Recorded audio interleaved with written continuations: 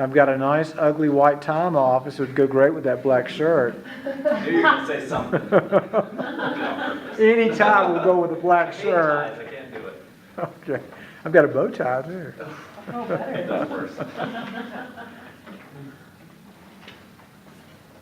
According to the FBI's Internet Crime Complaint Center, also known as IC3, over $500 million were lost last year to cyber crimes in 2012 in the U.S. alone. Also reported by the Norton Cybercrime Report, for every second there were 18 new victims worldwide in 2012. Today I want to talk about cyber crimes and how they affect all of us. And in doing so, I'll cover 3 main points. My first point, I will talk about the definition of cyber crimes and some examples of those to help support my definition. In my second main point, I will talk about a personal story to help reflect how it can happen to any of us. And in my third main point, I will talk about some things we can do to help prevent cyber crimes and becoming a victim. So let's move on to my first main point. The definition of cyber crimes, according to the FBI's IC3 unit, is any illegal activity involving one or more components of the internet, such as websites, chat rooms, and/or email. Internet crime involves the use of the internet to communicate false or fraudulent representations to consumers. A few examples of these are delivery of goods or services, such as if you make a purchase online and you don't receive those goods, then you've been a victim of a cybercrime. Employment opportunity schemes. You've probably heard of the where you pay a fee to learn more about a job, and such as stuffing envelopes, and you never get that packet of information, so you're just out the money. And also computer hacking. In a recent case, a man in California was convicted of over 230 crimes of computer hacking. He sent out a mass email, and for the people that downloaded the attachment in that email, gained him access to their files, to their microphone on their computer, and to their webcam. So in saying that, that goes to show that we're all vulnerable to these type of crimes. This brings me to my second point. About a year ago, I lost my cell phone, and I went online to Craigslist via a friend's recommendation to save a few dollars to buy a phone.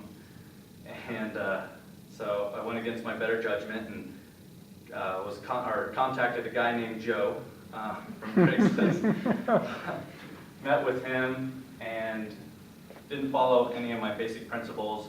I didn't ask the CID. I didn't call Sprint to verify the ESS on the cell phone.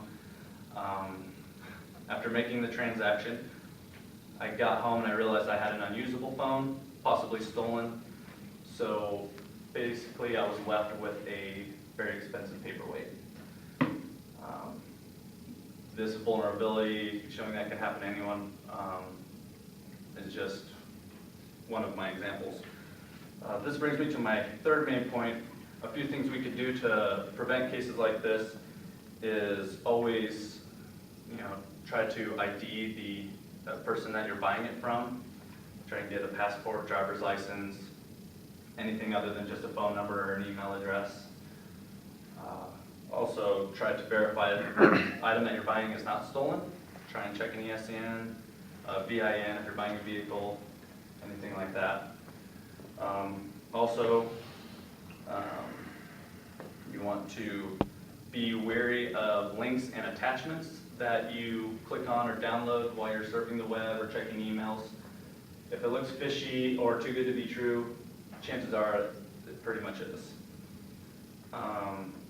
Always use strong passwords. Use a combination of letters and numbers. So if you're,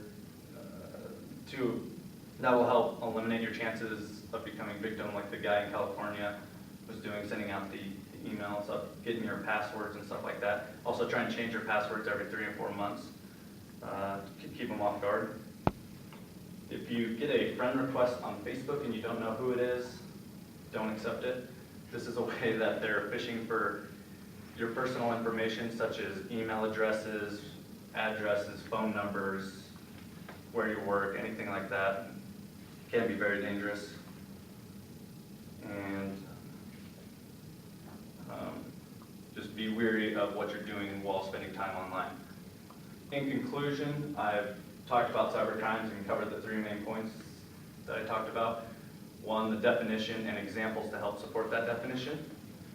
2, we talked about a personal experience and how that reflects of how it can happen to anyone. And 3, I gave you some examples or some information of what you can do to help protect yourselves while out there on the web. I hope what I've said today helps better equip you in the future for against these online attacks. And you just also just know that no one is safe. We are all just as vulnerable to becoming their next victim. And if your hard-earned money wasn't stolen in last year's $500 million getaway, you can bet they're looking for it this year. Thank you.